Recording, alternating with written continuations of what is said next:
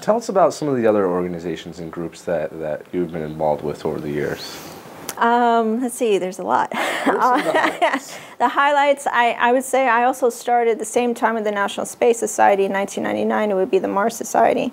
And I just started out as a regular member and started seeing what was all being done in the scientific sector. And at that time, I was volunteering at Arizona State University for a whole year to decide whether or not it was right for me and if I was right for it.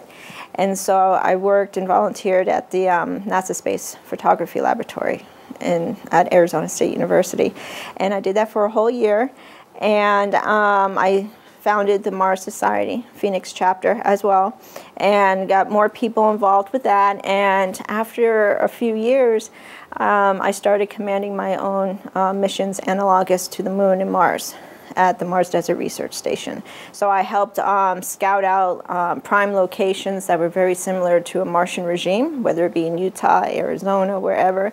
And I promoted that for many years. I presented at Mars Society conferences, and the highlight would be the fact that I was the first to incorporate children under the age of 15 into a Martian regime, which no one has ever done before. So there were cameras all around taking pictures of my kids, and we were just living and eating and working and studying on quote-unquote Mars at the Mars Desert Research Station. And at first a lot of people were nervous, oh, there's kids here, you know, it may be dangerous, but they actually excelled very well, actually more so than the average adult that they would, because the children are very resilient. They adapt very well to their regime. And so after the first season or two, field season of them being at the station, they actually started training other people to come in. And so they're pretty much veterans. So yeah, their names are all up on the walls if they're still there, and their mission tags. And they were depicted on Extreme Makeover or something like that. And so they're no stranger to being in the news, Washington Post and overseas and all that. So that would be my highlight, because a lot of people in many different fields try to bring their kids to work, you know, whether you're working on an oil rig or you're going on an expedition. So this was my way of getting my children more familiar with my childhood dream of becoming an astronaut. And so that way, if by chance that blessed day would come, and they would know what my life would be like on the Moon or Mars, or if they didn't hear from me or anything else like that. And whatever they learned and experienced at the habitat, they actually brought that excitement back to the classroom. So even now and then, every once in a while, when teachers talk about space exploration, NASA, the Mars exploration rovers, you name it, they will actually correct the teachers and tell them, no, this is not the way it is, or this astronaut actually did this, or we met them at a conference and helped them out at their table, whatever the case may be. So they don't realize, I mean, they're desensitized by it, but as they get older, they'll think back and they'll say, wow, you know, that's right, we met them, you know, we met that moonwalker, or had dinner with them, or we did this that no one else has done before at that age. So that would be my highlight as a professional and as a mother. So. Now, you have done lots of different work for outreach, and especially trying to get students involved with some projects. Mm-hmm. One of them that you did was working on the student experiments for the last 2 space shuttle launches. Right. What were some of the good things that you took from that experience? Well, there was a myriad of them, but mainly to see that students and educators were very interested in working on experiments and having their experiments go up on the last 2 shuttle missions. Many were sad that the shuttle program was ending, because that was a loss on their part to send experiments up to the International Space Station. But at the same time, you know, we were able to let them know that the suborbital community is trying to take over, so that way we can at least send some stuff up that way, but it's going to take some time. There will be a hiatus there.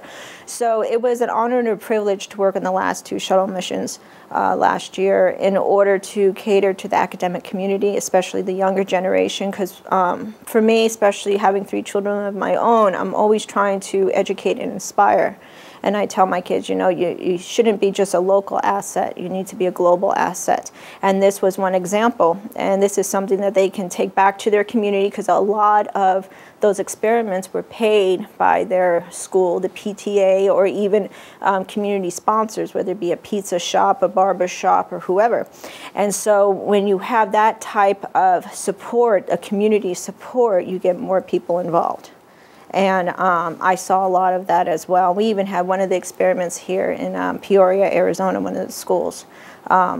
Were selected to go up. So a lot of ingenuity, a lot of funding, a lot of time went into it. So it was, like I said, an honor and a privilege to be a part of that. So what's on the horizon for Veronica? What projects are you getting involved with? Well, still with education outreach, going to conferences, still being in the game, making sure that also to those who are in the game that are building the rockets and making the plans and, seeking funding, or those giving money, we stay on track. I mean, right now when it deals with suborbital, the industry isn't moving as quickly as everybody would like, because we are right now in a time analogous to when Apollo had ended. So we're in this hiatus here. Nobody knows where we're going, what we're doing, and that's an unsettling feeling, especially when you've been in the industry for such a long time. I've only been in it for a little over 10 years. Others have been in it for 2 or 3 decades, if not more.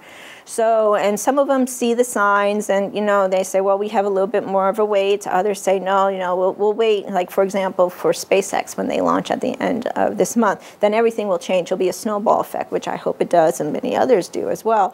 So there's a lot of unknowns right now. But for me personally, it's just to still work with the younger generation, making sure everybody, especially the general public's on the same page as the scientific community, and those within NASA as well, and the suborbital community. And as long as we get everybody working together and on the same page, hopefully our common goal will come sooner than, so we won't have to wait that much longer. Well, is there anything else that you would like to add or talk about?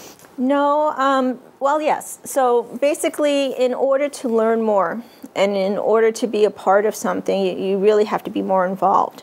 So I would have to say that if you don't like the way things are going, especially things are taking too long or whatnot, you have to be very proactive, and that's how I started out. When I was a newbie, I knew nothing except that I remember watching the first shuttle go up, and I wanted to be an astronaut and this and that. But when the shuttles ended, I came full circle because I also got to watch the last shuttle go up. So right now, some say, well, the doors are closed. There's nothing else available. And I would say, no, there's actually, just because it's not an ending, it's a new beginning. And you have to have that mentality and be an opportunist. And so in order to mold the future, you have to be a part of it.